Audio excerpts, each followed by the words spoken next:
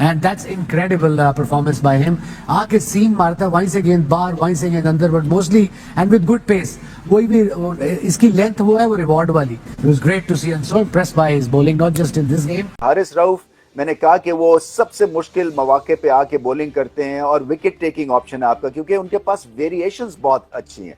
Slower ball भी है, तेज ball भी करते हैं, बाउंसर भी है, और उसके बाद ग्रेट एटीट्यूड है। वो इस क्रिकेट के लिए जो है बड़े ज़रूरी हैं, क्योंकि क्राउड को इन्वॉल्व रखते हैं, एंगेज रखते हैं, और उठा के रखा उन्होंने। और क्राउड भी लाजवाब, उनकी भी सपोर्ट थी, क्योंकि एक जो आवाज़ थी क्राउड की, उससे पाकिस्तान को बहुत हिम्मत मिली हो। हारिस रऊफ जो है वो बेहतरीन टेम्परामेंट साबित हुए हैं, और सारे बॉलर्स को उनसे सीखना चाहिए था, क्योंकि उन्होंने हर तरह का बॉल किया है। लेंथ बॉल भी किया है, यॉर्कर भी किया है, चेंज ऑफ पेस भी किया है, मगर एक तरह से उनका जो बॉलिंग का जो गेम प्लान था वो रॉक सॉलिड था, और फिर एक्सिक्यूशन भी बहुत अच्छी थी। As a fast bowler ask me, it's a impossible task, और आप फिटनेस के बगैर ये अचीव नहीं कर सकते। बट हैट्स ऑफ, और उन्होंने भी वेल रिस्पॉन्डेड, जिसे कहते हैं, जबकि आउट भी किया लेटली। 4-5 साल से उन्होंने बहुत अच्छी परफॉर्मेंसेस दी, फिर भी एट द सेम टाइम कितनी जबरदस्त बॉलिंग की उसने, विकेट टू विकेट उसने टर्न भी किया, उसने कॉन्फिडेंस के साथ। इंडियन जो बॉलर्स हैं उन्होंने मेरे ख्याल में एक्स्ट्राऑर्डिनरी बॉलिंग की है, क्योंकि पहले मैच में आप उनकी लाइन लेंथ देखें, वो बहुत पीछे पीछे थी, जिसकी वजह से उनको शॉट्स बहुत ज्यादा लगे। जो बॉलर्स होते हैं उनकी लाइन लेंथ थोड़ी पीछे होने लग जाती है, बहुत ज्यादा मुंह पे बॉल गिरने लग जाते हैं, तो उसके बाद उनको प्रॉब्लम शुरू हो जाती है। लेकिन बॉलर्स ने जो कमबैक की है, जिस तरीके से उन्होंने बॉलिंग की है इस मैच के अंदर, वो वाजे एक चीज नजर आए। इन पिचेस के ऊपर स्पिनर्स का बॉलिंग अच्छा करना वो बहुत मुश्किल काम होता है, क्योंकि आपको accurate with in stump bowling करनी पड़ती है, आपको तेज बॉलिंग करनी पड़ती है। Overall very well played. Attacking positions रखते हैं, अच्छे बॉलिंग चेंजेस करते हैं, अटैक से पीछे नहीं हटते, वो खुला नहीं छोड़ते मैच को कि ले लो सिंगल ले लो, इजी ले लो, जो हमने पिछले 3-4 सालों में देखी चीजें की है। बिल्कुल सही है, बिल्कुल बहुत सही अच्छी बात है। और वो एक डिफरेंट कैप्टन है।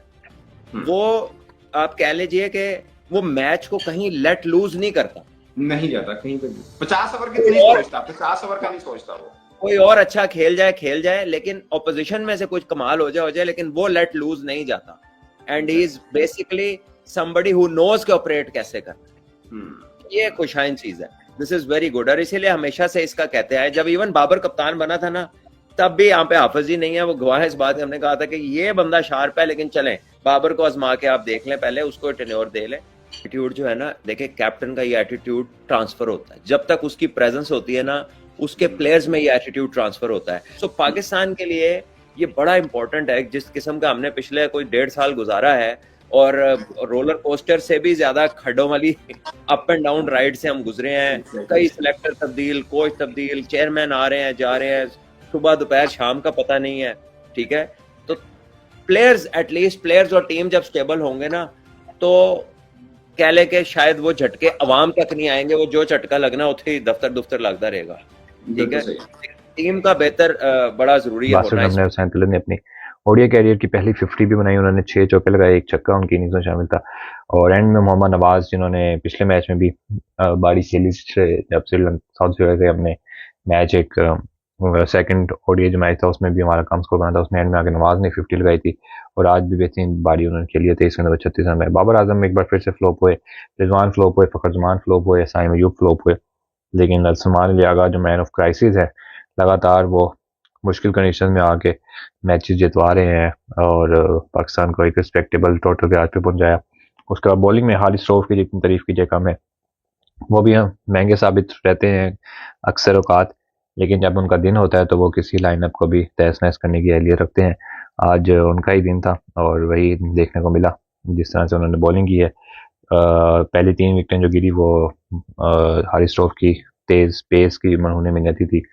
नसीम शाह तो ये महंगे साबित हुए इनिशियली, और उसके से प्रेशर भी काफ़ी ज़्यादा रिलीज हो गया था श्रीलंका पर, लेकिन मैच में वापस लेकर आए हारिस रऊफ पाकिस्तान को, और बेहतरीन बॉलिंग का मुजाहरा किया गया उनकी जानिब से। शाहीन अफरीदी की कप्तानी की भी तारीफ करनी चाहिए, और जिस तरह से साउथ अफ्रीका के खिलाफ उन्होंने सीरीज